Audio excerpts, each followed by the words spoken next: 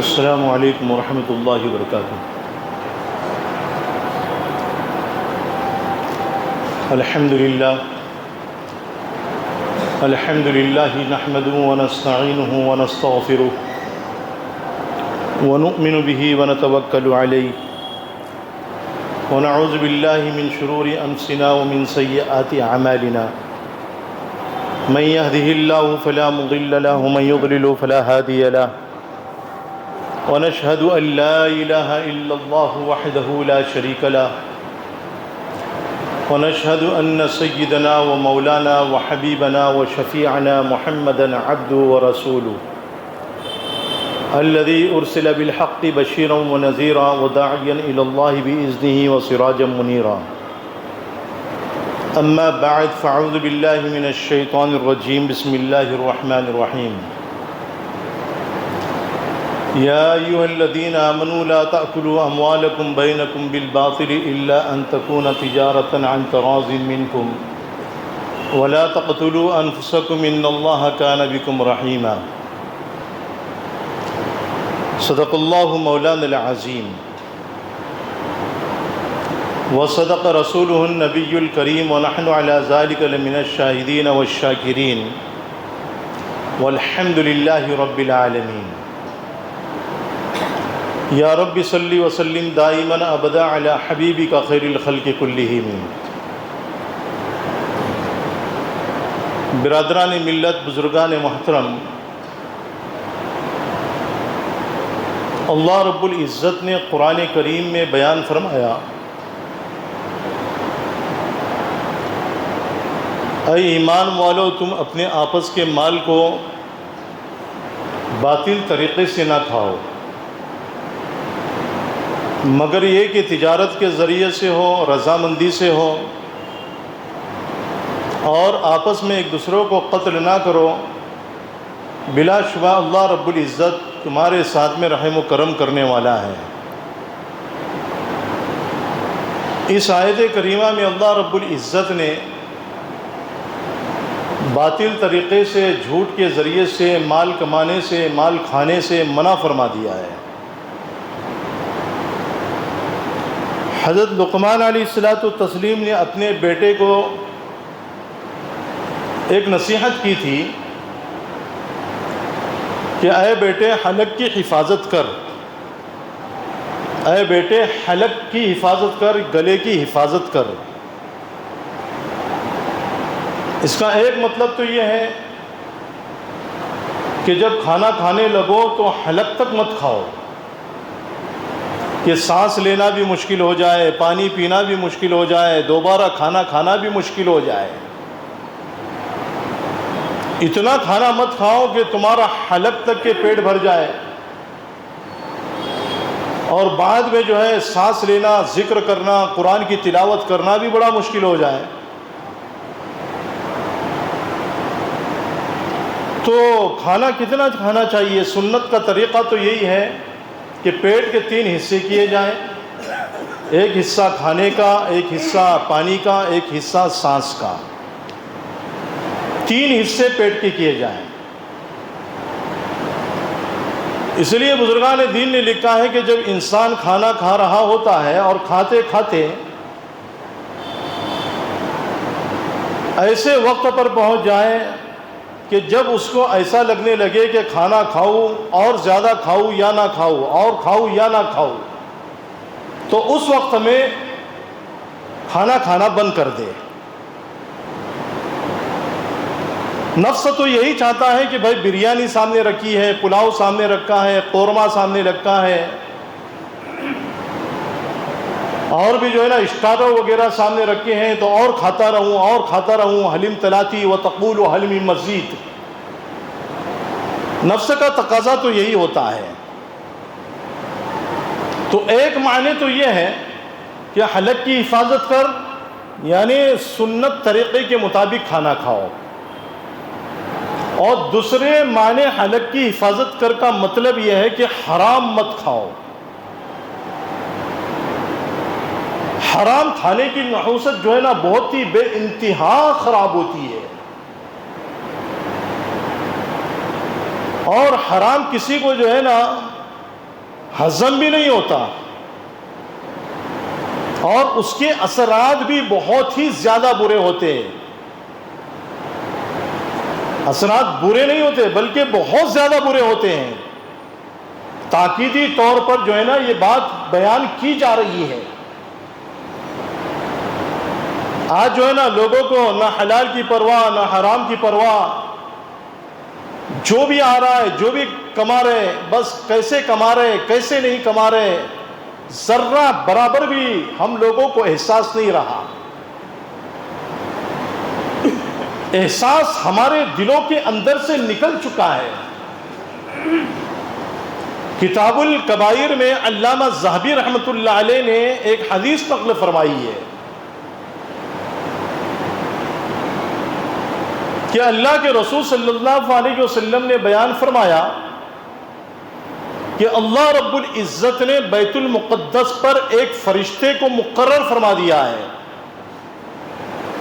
اور وہ ہر دن میں اور ہر رات میں یہ آواز لگاتا ہے کہ جو شخص حرام کماتا ہے اور حرام کھائے گا، اللہ رب العزت نہ اس کے فرائض کو قبول فرمائیں گے نہ نوافل کو قبول فرمائیں گے۔ سمجھ میں آ رہی بات؟ کہ فرشتہ روزانہ آواز لگاتا ہے۔ اب وہاں تو فرشتہ آواز لگا رہا ہے، اور یہاں آپ کے سامنے جو ہے نا علماء کرام بیان کرتے ہیں، مفتیان کرام جو ہے بیان کرتے ہیں، حدیث ہم کو یہ بات بتلا رہی ہے کہ حرام کھانے کی نحوست کتنی سخت ہوتی ہے، کہ جس کی وجہ سے انسان کی، مسلمان کی نہ فرائض نمازیں قبول ہوتی ہے، نہ واجبات نمازیں قبول ہوتی ہے، نہ نوافل نمازیں قبول ہوتی ہے، نہ سنت مؤکدہ قبول ہوتی ہے، نہ سنت غیر مؤکدہ قبول ہوتی ہے، نہ اس کا حج قبول ہوتا ہے، نہ اس کا روزہ قبول ہوتا ہے، نہ اس کی زکوٰۃ قبول ہوتی ہے۔ زکوٰۃ کیوں قبول ہوگی جب ساری زکوٰۃ اور سارے صدقات حرام مال سے نکال رہا ہے؟ تو قبول ہونے کا کوئی معنی ہی نہیں رکھتا کہ بھئی اس کی زکوٰۃ قبول ہو جائے، یا اس کی صدقات قبول ہو جائے، یا اس کی نماز قبول ہو جائے، یا اس کا روزہ قبول ہو جائے، یا اس کا حج قبول ہو جائے، یا اس کے نوافل قبول ہو جائے، یا اس کے فرائض قبول ہو جائے۔ ہو ہی نہیں سکتا ایسا۔ اور وہ بھی فرشتہ روزانہ آواز لگا رہا ہے، ہر روز میں، ہر مہینے کے ہر دن میں، ہر مہینے کی ہر رات میں فرشتہ آواز لگاتا ہے، اعلان کرتا ہے کہ جو شخص حرام کھائے گا اللہ رب العزت اس کے فرائض کو بھی قبول نہیں فرمائیں گے اور اس کی نوافل کو بھی قبول نہیں فرمائیں گے۔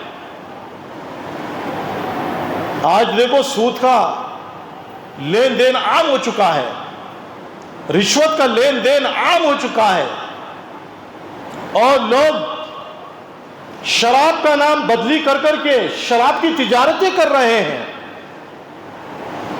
سود کا نام بدلی کر کر کے جو ہے سود کا لین دین کر رہے ہیں۔ لوگ کیا کہتے ہیں کہ بھئی انٹرسٹ لے رہے ہیں، ہم سود تھوڑی لے رہے ہیں۔ یعنی لوگوں کی ایسی حس ماری گئی ہے اور ایسی عقل ختم ہو چکی ہے، جب انسان حرام کماتا ہے، حرام کھاتا ہے نا، تو اس کی عقل بھی دینی معاملے میں چلتی نہیں ہے۔ رات دن اس کو بس یہی فکر رہتی ہے کہ دنیا اور کہیں سے زیادہ آ جائے، مال اور کہیں سے زیادہ آ جائے، خزانہ اور جو ہے نا میرا زیادہ بھر جائے، میرے بینک میں جو ہے نا اور زیادہ جمع ہو جائے، بس یہی فکر لگی رہتی ہے، ہر وقت یہی فکر لگی رہتی ہے۔ حضرت انس رضی اللہ تعالیٰ عنہ ایک مرتبہ نبی کریم صلی اللہ علیہ وسلم کے پاس میں آئے اور آ کر کے عرض کیا، اے اللہ کے رسول حضرت محمد الرسول اللہ صلی اللہ علیہ وسلم، آپ میرے لیے دعا کیجئے کہ اللہ مجھ کو مستجاب الدعوات بنا دے۔ مستجاب الدعوات کے معنی کیا ہوتے ہیں؟ کہ میں جو بھی دعا کروں اللہ میری ہر دعا کو قبول فرمائے، میں مستجاب الدعوات بن جاؤں، آپ میرے لیے دعا کیجئے۔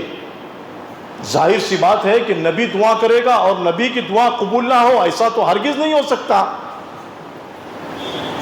لیکن اللہ کے رسول صلی اللہ علیہ وسلم نے حضرت انس رضی اللہ تعالی عنہ سے فرمایا، اے انس، حرام مت کماؤ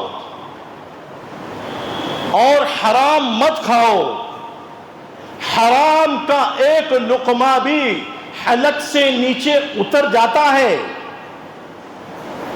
تو اللہ رب العزت اس کی 40 دن کی دعائیں، 40 دن کی عبادت قبول نہیں فرماتا۔ اب عبادت میں کوئی مخصوص عبادت تو ہے ہی نہیں کہ اللہ کے رسول صلی اللہ علیہ وسلم نے مخصوص عبادت کے متعلق فرمایا ہو یا مخصوص دعا کے متعلق فرمایا ہو، کہ صرف نماز کے بارے میں فرمایا ہو یا روزے کے بارے میں فرمایا ہو یا حج کے بارے میں فرمایا ہو یا صرف جہاد کے بارے میں فرمایا ہو یا جو ہے صرف صدقات کے متعلق فرمایا ہو یا صرف جو ہے دعاؤں کے متعلق فرمایا ہو، بلکہ فرمایا ہے انس ایک لقمہ۔ یہ تو اللہ کے رسول صلی اللہ علیہ وسلم نے جو ہے نا مثال کے طور پر بیان فرمایا، آدھا لقمہ بھی، اس سے کم بھی حرام کا گلے سے نیچے اتر جاتا ہے تو اللہ رب العزت 40 دن کی اس کی عبادت قبول نہیں فرماتے، 40 دن کی دعائیں اس کی قبول نہیں فرماتے، چاہے وہ نماز والی عبادت ہو، روزے والی عبادت ہو، حج والی عبادت ہو، اللہ کے راستے میں نکلنے والی عبادت ہو، جہاد والی عبادت ہو، زکوٰۃ والی عبادت ہو، صدقات والی عبادت ہو، جو بھی عبادت ہو 40 دن تک قبول نہیں ہوتی۔ تو اللہ کے رسول صلی اللہ علیہ وسلم نے حضرت انس سے فرمایا، مستجاب الدعوات بننا چاہتے ہو تو یہ کام کرو۔ یہ نہیں فرمایا کہ مستجاب الدعوات بننا چاہتے ہو نا 1 گھنٹے تک دعا کرو، رات میں اٹھ کر کے تہجد پڑھو، یا صبح میں جو ہے نا اشراق کی چاشت کی نماز پڑھو، مغرب کے بعد میں اوابین کا اہتمام کرو، یا 5 وقتہ نمازوں کا اہتمام کرو۔ یہ نہیں فرمایا، بلکہ معمولی سا جملہ بیان فرمایا، حرام مت کھاؤ، حرام مت کماؤ، حرام مت کھاؤ، ایک لقمہ بھی حرام کا گلے سے نیچے اتر جاتا ہے تو اللہ رب العزت 40 دن کی دعائیں قبول نہیں فرماتا، عبادت قبول نہیں فرماتا۔ لیکن یہ ایک معمولی سا جملہ کتنا زبردست جملہ ہے اور اس کا مفہوم کتنا وسیع ہے، آپ اندازہ لگا لو کہ انسان اگر حلال کماتا ہے تو حلال کمانے کی، کھانے کی برکتیں بھی خوب ہے، بہت زیادہ برکتیں ہیں۔ حلال کمانے سے، حلال کھانے سے جو ہے انسان کے دل کے اندر نور پیدا ہوتا ہے، اللہ اس کے دماغ کو نور سے معطر کر دیتے ہیں۔ اس لیے عبداللہ بن سہل تستری رحمۃ اللہ علیہ بیان فرماتے ہیں، نجات 3 چیزوں میں ہے۔ کتنی چیزوں میں ہے؟ نجات 3 چیزوں میں منحصر ہے۔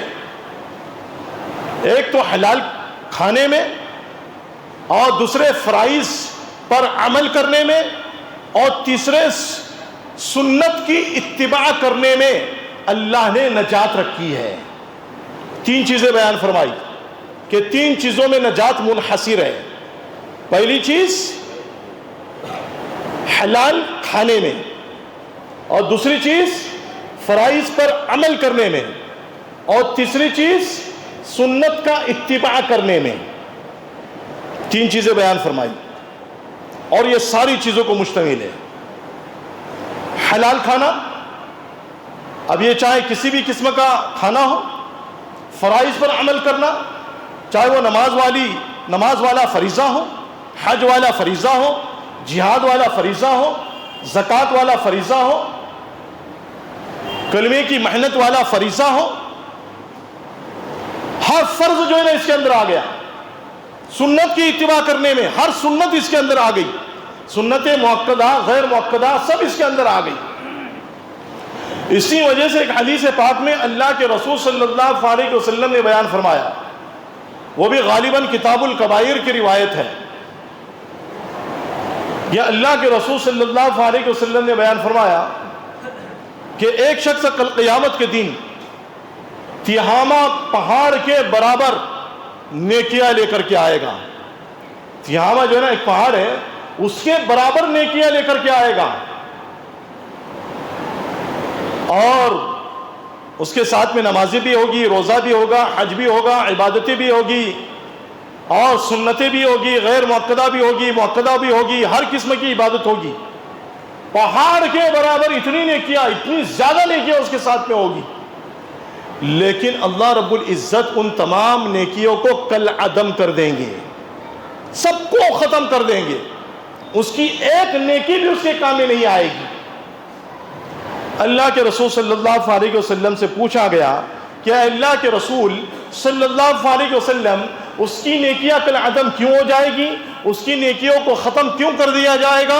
اللہ کے رسول علیہ الصلوۃ والتسلیم نے بیان فرمایا کہ وہ دنیا میں رہ کر کے حرام کماتا تھا اور حرام کھاتا تھا، جہاں سود لینے کی باری آتی تھی سود لیتا تھا، سود دینے کی باری آتی تھی سود دیتا تھا، رشوت دیتا تھا، رشوت لیتا تھا،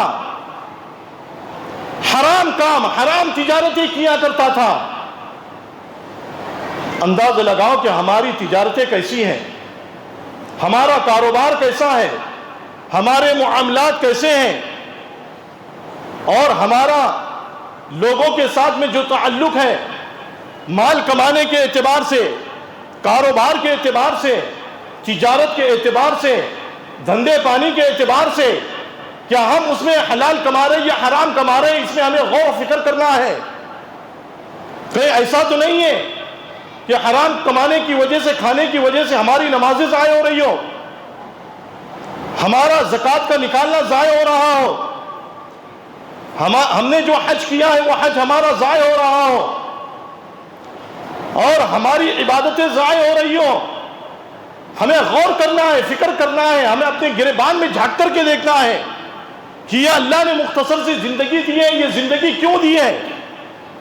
یہ اللہ نے مختصر سی زندگی جو 60 سال کی ہے، 70 سال کی ہے، ضائع کرنے کے لیے نہیں دی ہے۔ اللہ نے قرآن کریم میں زمانے کی قسم کھائی ہے، وقت کی قسم کھائی ہے، اور وقت کی قسم کھا کر، زمانے کی قسم کھا کر اللہ یہ فرمانا چاہتے ہیں، اے لوگوں وقت کی قدر کرو، اے لوگوں زمانے کی قدر کرو، اے لوگوں دنیاوی لمحات کی قدر کرو، ایک ایک سیکنڈ کی، ایک ایک منٹ کی قدر کرو۔ اس دنیا میں رہ کر کے اپنی زندگی کو بنا دو، اس دنیا میں رہ کر کے اپنی آخرت والی زندگی کو بنا دو، اس دنیا میں رہ کر کے جہنم سے بچنے کا، حفاظت کا سامان مہیا کر لو۔ یہ اللہ رب العزت اپنے بندوں سے کہنا چاہتے ہیں، لیکن بندہ یہ ہے کہ بندہ غفلت میں پڑا ہوا ہے۔ علامہ اقبال نے ایک موقع پر فرمایا تھا، غافل مت ہو خود ہی سے کر اپنی پاسبانی، شاید کسی حرم کا تو بھی ہے آستانہ۔ اپنے آپ سے غافل مت ہو، ہمارا مقام جو ہے نا بہت اونچا ہے، ہم مسلمانوں کا مقام بہت اونچا ہے، لیکن ہم مسلمانوں نے، ہم انسانوں نے انسانیت کے مقام کو نہیں پہچانا، اپنے مقام کو نہیں پہچانا، ہم نے اپنے تقدس کو نہیں پہچانا، ہم نے اپنی عظمت کو نہیں پہچانا، اور ہم اپنی زندگی برباد کرتے جا رہے ہیں حرام کمائی کے ذریعے سے، حرام کھانے کی وجہ سے۔ ایک مرتبہ حضرت عبداللہ ابن مسعود رضی اللہ تعالیٰ عنہ نبی اکرم تاجدار مدینہ محمد عربی صلی اللہ علیہ وسلم کے ساتھ میں بیت اللہ کا طواف فرما رہے تھے۔ ابن ماجہ شریف کی روایت ہے، بیت اللہ شریف کا طواف فرما رہے تھے، اللہ کے رسول علیہ الصلوۃ والتسلیم بیت اللہ کی طرف دیکھتے ہیں اور دیکھ کر کے کہتے ہیں کہ اے بیت اللہ، تو کتنا قابل احترام ہے، تو کتنا عظمت والا ہے، تو کتنا مقدس ہے، تیرا تقدس کتنا بڑا ہے، تیرا مرتبہ اور مقام کتنا بڑا ہے، لیکن ایک چیز ایسی ہے کہ اس کا مرتبہ، اس کا مقام، اس کا احترام، اس کی عظمت، اس کا تقدس تو اس سے بھی زیادہ ہے۔ عبداللہ ابن مسعود رضی اللہ تعالی عنہ نے جب نبی کریم صلی اللہ علیہ وسلم سے ان الفاظ کو سنا تو سوچ میں پڑ گئے، میں کون سی چیز ایسی ہے کہ جس کا مقام بیت اللہ سے بھی زیادہ ہے؟ بیت اللہ کے اوپر تو اللہ کی تجلیات کا نزول ہوتا ہے، روزانہ جو اس کا طواف ہوتا ہے، طواف کبھی بند نہیں ہوتا ہے، اور اس سے بھی بڑا مقام کسی اور کا ہے۔ عبداللہ ابن مسعود رضی اللہ تعالیٰ عنہ سوچ میں پڑ گئے۔ تھوڑی دیر کے بعد میں نبی کریم صلی اللہ علیہ وسلم سے عبداللہ ابن مسعود رضی اللہ تعالیٰ عنہ نے پوچھا، کیا اللہ کے رسول صلی اللہ علیہ وسلم کون سی چیز ایسی ہے کہ جس کا مقام اور مرتبہ، جس کی عظمت، جس کا احترام، جس کا تقدس بیت اللہ سے بھی زیادہ ہے؟ اللہ کے رسول صلی اللہ علیہ وسلم نے فرمایا کہ مسلمان کا مال، مسلمان کی جان، مسلمان کی آبرو بیت اللہ کی تقدس سے بھی زیادہ ہے، بیت المقدس بیت اللہ کے احترام سے بھی زیادہ ہے، اور بیت اللہ کی عظمت سے بھی زیادہ ہے۔ کس کا؟ مسلمان کا۔ اتنا بڑا مقام ہے ہم مسلمانوں کا، لیکن ہم مسلمانوں نے اپنے مقام کو بھلا دیا ہے۔ آج کتنے ظلم ہم کر رہے ہیں، ظلم پر ظلم ہم اپنے اوپر کرتے جا رہے ہیں۔ غیروں کے اوپر تو چھوڑو، کیا ہم غیروں کے اوپر ظلم کر رہے یا نہیں کر رہے، ہم اپنی ذات کے اوپر ظلم کر رہے ہیں۔ ایک روایت ہے، امام مسلم رحمۃ اللہ علیہ نے، اور امام بیہقی رحمۃ اللہ علیہ نے، اور امام احمد بن حنبل رحمۃ اللہ علیہ نے، اور امام ترمذی رحمۃ اللہ علیہ نے، اور اسی طریقے سے محدث عبد الرزاق رحمۃ اللہ علیہ نے اپنی مصنف میں اس حدیث کو نقل کیا ہے۔ دیکھیے حدیث سنیے کہ حدیث کتنی اہم حدیث ہے، اور کتنی زبردست بات اللہ کے رسول صلی اللہ علیہ وسلم نے بیان فرمائی ہے۔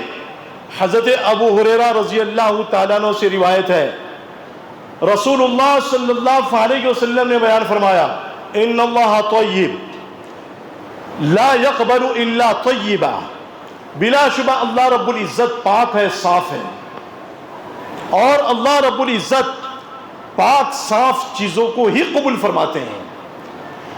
اور اللہ رب العزت نے اپنے پیغمبروں کو جن چیزوں کا حکم دیا ہے، انہی چیزوں کا حکم اللہ رب العزت نے ایمان والوں کو دیا ہے۔ اور اللہ نے اپنے پیغمبروں کو کن چیزوں کا حکم دیا ہے؟ اللہ نے بیان فرمایا، یا ایھا الرسل کلوا من الطیبات واعملوا صالحا، اے میرے پیغمبروں پاکیزہ رزق کھاؤ اور نیک عمل کرتے رہو، انی بما تعملون علیم، بے شک جو کچھ تم کرتے ہو، جو بھی عمل کرتے ہو، سب کو میں جانتا ہوں۔ اسی چیز کا حکم اللہ رب العزت نے اپنے بندوں کو قرآن کریم میں کیا ہے۔ کیا حکم دیا ہے؟ فرمایا، یا ایھا الذین آمنوا کلوا من طیبات، اے ایمان والو جو پاکیزہ رزق میں نے دیا ہے اس کو کھاؤ، اور کیا کرو؟ اللہ کا شکر ادا کرتے رہو، ان کنتم ایاہ تعبدون، اگر تم اسی کی عبادت کرتے ہو۔ پھر اللہ کے رسول صلی اللہ علیہ وسلم نے بیان فرمایا، ایک آدمی، ثم ذکر الرجل یطیل السفر اغبر اشعث اغبر یمد یدیہ الی السماء یا ربی یا ربی، مطعمہ حرام ومشربہ حرام وملبسہ حرام غذی بالحرام فانا یستجاب لذلک۔ ایک آدمی لمبے لمبے سفر کرتا ہے، پر اگندہ بالوں والا، میلے کچیل کپڑوں والا، اور اپنے دونوں ہاتھوں کو اس طریقے سے اٹھاتا ہے، یمد یدیہ الی السماء، آسمانوں کی طرف اٹھاتا ہے، اور اٹھا کر کے کہتا ہے، اے میرے رب، اے میرے رب۔ اللہ کے رسول صلی اللہ علیہ وسلم نے فرمایا، دعا کیے جا رہا ہے، دل کے ساتھ میں دعا کر رہا ہے، لیکن اس کا کھانا بھی حرام کا، اس کا پینا بھی حرام کا، اس کے کپڑے بھی حرام کے، اس کی غذا پوری کی پوری حرام کی، اور حرام غذا کے ذریعے سے اس کی پرورش ہوئی ہے۔ فَأَنَّا يُسْتَجَابُ لِذَلِكَ، تو اس کی دعائیں کہاں سے قبول ہوگی؟ کیا ہوگی دعائیں قبول؟ چاہے ہم کتنی نماز پڑھ لیں، کتنی عبادت ہم کر لیں، کتنے حج ہم کر لیں، رات دن دعائیں ہم کرتے رہے، تہجد میں اٹھ کر کے دعائیں مانگے، تنہائی میں خلوت میں اللہ سے مانگے، وَذَكَرَ اللَّهَ خَالِيًا فَفَاضَتْ عَيْنَاهُ، رات کے اندھیری میں تنہائی میں دعا مانگتے رہیں اور تنہائی میں مانگتے رہیں، تہجد کی نماز پڑھ کر کے ہم دعائیں کرتے رہیں، اللہ ہماری دعاؤں کو قبول نہیں کرے گا۔ دعاؤں کی قبولیت کے یہ سب سے پہلی شرط ہے، یہ حلال کمانا، حلال کھانا اور اخلاص کے ساتھ میں اللہ کی عبادت کرنا۔ اگر یہ چیزیں ہوگی تو اللہ ہماری دعاؤں کو قبول کریں گے۔ تو اللہ رب العزت نے جو ہے نا ایک مختصر سی زندگی ہم لوگوں کو عطا کی ہے تاکہ ہم اس زندگی میں رہ کر کے اپنی آخرت کی زندگی کو بنا لیں۔ امام بخاری رحمۃ اللہ علیہ نے اتنی بڑی حدیث کی کتاب لکھی ہے، ان میں جو ہے نا ان کے ایک شیخ کا ذکر ہے، علی ابن مدینی رحمۃ اللہ علیہ۔ علی ابن مدینی رحمۃ اللہ علیہ امام بخاری رحمۃ اللہ علیہ کے غالباً استاد تھے۔ علی ابن مدینی اپنے بارے میں اپنا ایک واقعہ بیان فرماتے ہیں کہ بچپن میں میرے والد کا انتقال ہو گیا تھا اور میں حافظ قرآن تھا، میرا حفظ بھی اچھا تھا، روزانہ میں قرآن کریم پڑھتا تھا۔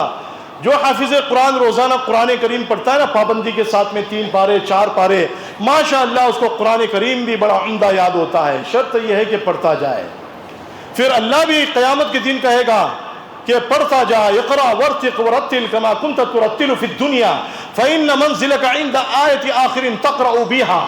اللہ بھی قیامت کے دن اس سے کہیں گے کہ پڑھتا جا، ترتیل کے ساتھ میں شروع کر اور جنت کی سیڑھیوں پر چڑھتا جا، یہ اس کا مقام ہوگا۔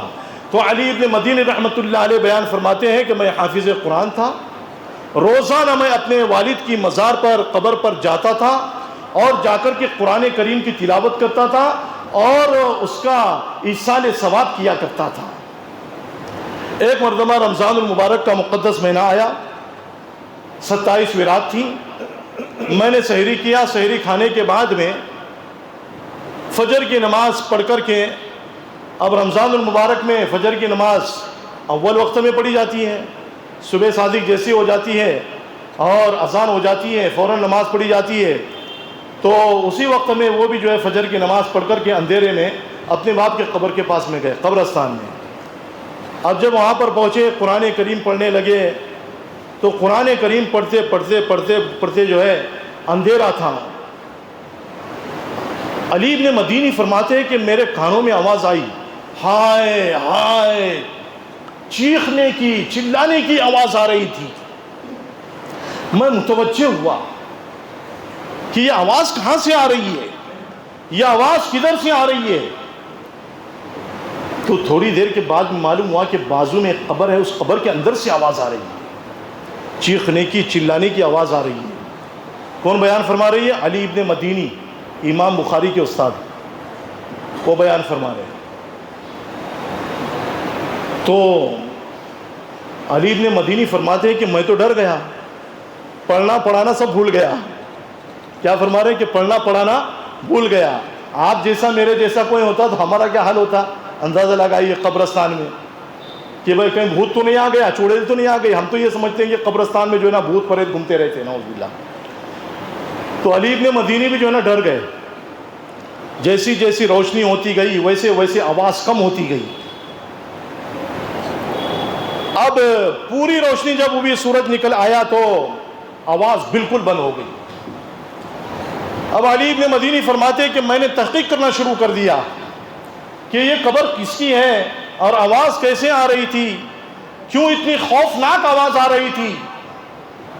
آنے جانے والوں سے جو ہے نا میں نے ایک سے پوچھ لیا کہ بھائی یہ قبر کس کی ہے؟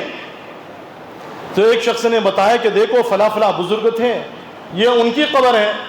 تو علی ابن مدینی رحمۃ اللہ علیہ فرماتے ہیں کہ ان بزرگ کو میں بھی جانتا تھا، وہ تو بڑے پکے نمازی تھے، تہجد کی نماز پڑھتے تھے، اوابین پڑھتے تھے، اشراق پڑھتے تھے، چاشت پڑھتے تھے، ہر وقت اللہ کی عبادت میں منہمک رہتے تھے، دعائیں کرتے رہتے تھے، اور اول وقت میں جو ہے نا مسجد میں حاضری دیا کرتے تھے، تکبیر اولیٰ کے ساتھ میں امام کے پیچھے نماز پڑھا کرتے تھے۔ اب ان کی قبر میں سے آواز کیوں آ رہی ہے، اتنی خوفناک آواز؟ علی ابن مدینی فرماتے ہیں کہ میں اپنے محلے میں گیا، اب چونکہ ہمارے محلے میں رہتے تھے میں نے جو ہے ان کی عمر والے بزرگوں سے پوچھا کہ بھائی آپ فلاں شخصوں کو پہچانتے ہو؟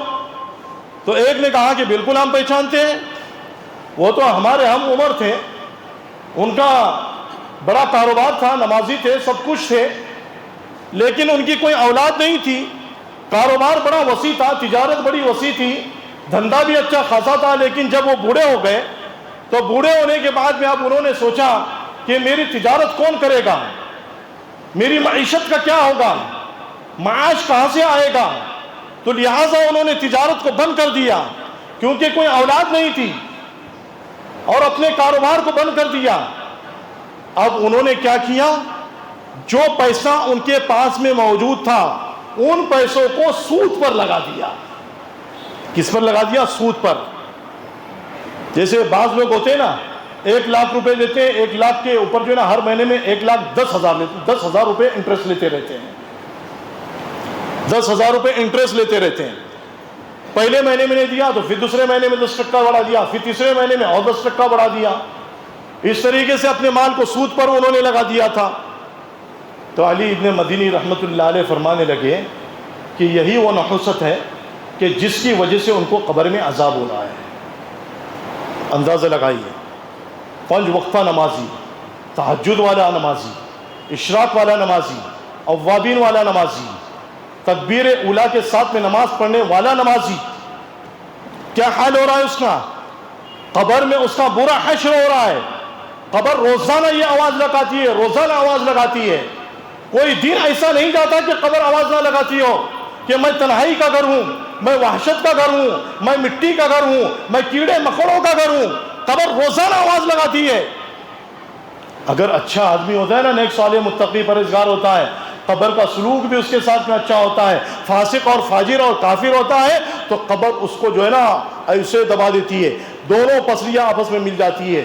میرے محترم بھائی اور بزرگوں، اسی قبر کی تیاری کے لیے ہم لوگوں کو اللہ کے راستے میں نکالا جاتا ہے، آخرت کی تیاری کے لیے اللہ کے راستے میں نکالا جاتا ہے۔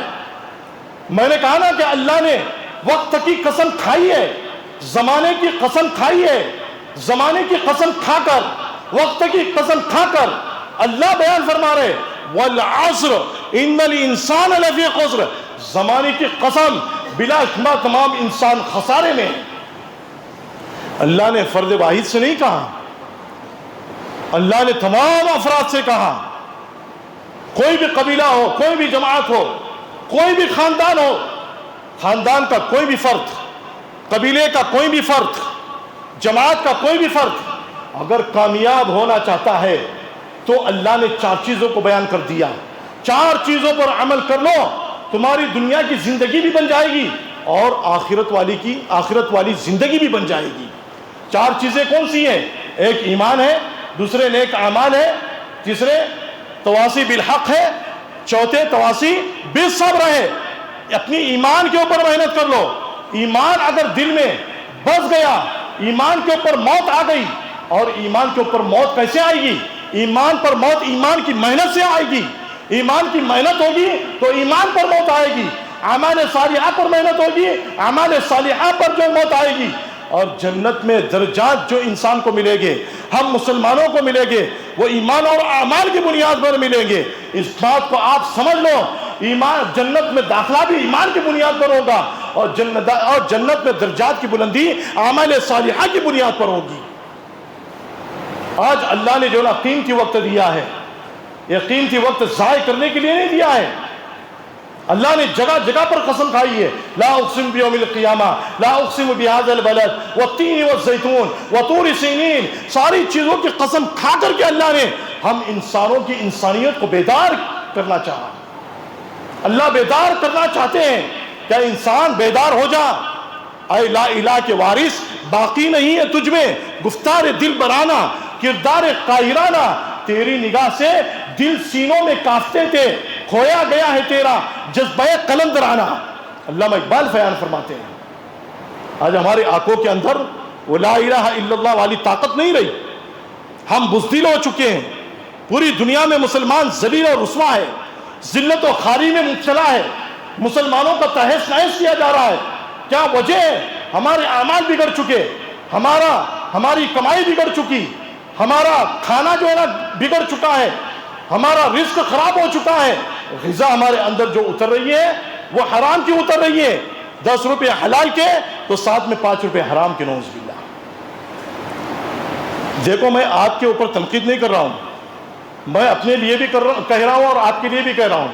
ہمارے بعض سرکاری ملازمین ایسے ہوتے ہیں کہ اللہ رب العزت نے سرکار کے دل میں ان کے لیے بات ڈالی ہے کہ وہ اپنے سرکاری ملازمین کے لیے کچھ چھٹیاں اپنی طرف سے مقرر کر رکھی ہے بیماریوں کے دنوں کے لیے، کہ سرکاری ملازم اگر بیمار ہو جائے تو بیماری کے دنوں کی جو تنخواہ ہوتی ہے نا، وہ تنخواہ بھی ان کو دی جاتی ہے۔ دی جاتی ہے نہیں دی جاتی ہے؟ دی جاتی ہے۔ بڑا آپریشن ہوگا، بڑی بیماری ہوگی، ان کو تنخواہ دی جاتی ہے۔ لیکن ہمارے بعض سرکاری ملازمین ایسے بھی ہوتے ہیں جو بیمار نہیں ہوتے، گھر میں پڑے رہتے، چھٹیاں لے لیتے ہیں، جبکہ ہٹے کٹے ہوتے ہیں، تندرست ہوتے ہیں، صحت مند ہوتے ہیں، اور ڈاکٹر سے جا کر کے جھوٹا سرٹیفکیٹ بنا کر کے آفس میں پیش کرتے ہیں اور اس کی تنخواہ لیتے ہیں۔ تو کیا یہ تنخواہ ان کے لیے حلال ہے؟ یہ تنخواہ تو ان کے لیے حرام ہے۔ اس لیے میں یہ کہتا ہوں کہ ایسی تنخواہ جس نے بھی لی ہے یا جس کے بھی پاس میں حرام کا پیسہ ہے، جہاں سے بھی وصول کیا ہے، اس کو واپس کر دے۔ اگر وہاں تک نہیں واپس کر سکتے، غریبوں کے اوپر صدقہ کر دو۔ اس لیے امام بخاری رحمۃ اللہ علیہ نے ایک حدیث بخاری شریف میں نقل کی ہے، یاتی علی الناس زمان، لوگوں پر ایک زمانہ ایسا آئے گا، لوگوں پر ایک زمانہ ایسا آنے والا ہے، لا یبالی المرء ما اخذ منہ امن الحلال امن الحرامی، کہ انسان مال حاصل کرے گا، مال لینے کے وقت یہ نہیں دیکھے گا کہ یہ مال حلال کا ہے یا حرام کا ہے۔ سمجھے بھائی، اسی چیز کی محنت کرائی جا رہی ہے تاکہ ہمارے اندر دین کی سمجھ بوجھ آ جائے۔ دیکھو اسی اعتبار سے جو ہے نا، اب ہمارے دھلیا ضلع میں انشاءاللہ یہ اجتماع ہونے والا ہے 15، 16، 17 کو۔ تو 15، 16، 17 کو جو ہے اجتماع ہونے والا ہے۔ آپ محنت کریں، خود اپنے آپ کو بھی نکالنے کی کوشش اور فکر کریں، اپنے دوست و احباب کو بھی لے جانے کی فکر کریں، اور ہو سکے تو جو اجتماع کی محنت کے لیے اپنے آپ کو ابھی سے جماعت میں لگانے کی فکر کریں۔ 3 دن کے لیے نکلے، 10 دن کے لیے نکلے، یا ابھی سے چلی میں یا 4 مہینے میں نکلے، اور وہاں پر جا کر کے جمع ہو جائے، جیسی بھی ترتیب بنتی ہے مشورے کے ذریعے سے۔ اپنے دوست و احباب کو بھی نکالے، محلے والوں پر محنت کریں، اور جو اپنے گھر والوں پر محنت کریں، اور مسجد میں جو دوست و احباب ہیں ان کے اوپر محنت کریں گے انشاءاللہ۔ اللہ آپ لوگوں کو بھی اور مجھ کو بھی اور پوری امت مسلمہ کو کہنے اور سننے سے زیادہ نیک اعمال کرنے کی توفیق نصیب فرمائے، اور دعا کرے کہ اللہ رب العزت اس ہونے والے اجتماع کو نظر بد سے محفوظ فرمائے، بری نظر سے محفوظ فرمائے۔ اس اجتماع کی کامیابی کے لیے آپ بھی دعا کریں، ہم بھی دعا کریں۔ ہر فرض نماز کے بعد میں دعا کریں۔ فرض نماز کے بعد میں جو دعا ہوتی ہے نا وہ قبول ہوتی ہے۔ فرض نماز کے بعد کی دعا ضرور قبول ہوتی ہے۔ ان نمازوں میں اس اجتماع کے لیے دعا کریں، تہجد میں اٹھ کر کے دعا کریں، صدقہ دے، روزہ رکھے، اور اپنے گھروں میں مستورات کو اعتکاف میں بٹھائے، اور اللہ سے مانگے کہ اے اللہ اس اجتماع کو قبول فرما، کیونکہ بہت سے ایسے لوگ بھی ہیں نا جن کی نظریں خراب ہیں، بہت سے باطل فرقے ایسے ہیں جو یہ چاہتے ہیں کہ بھئی اجتماع نہ ہو، ایسے بھی فرقے موجود ہیں، لیکن اللہ کی طاقت کے ساتھ میں، اللہ کی طاقت کے سامنے اور اس کی قوت کے سامنے تمام باطل قوتیں ہیچ ہیں، اللہ سب کو فیل کر دے گا، ختم کر دے گا۔ اللہ رب العزت سے دعا ہے کہ اللہ رب العزت ہم لوگوں کو صحیح طریقے سے عمل کی توفیق نصیب فرمائے، بھائی صفوں کو درست کر لے اور سنت ادا کرے۔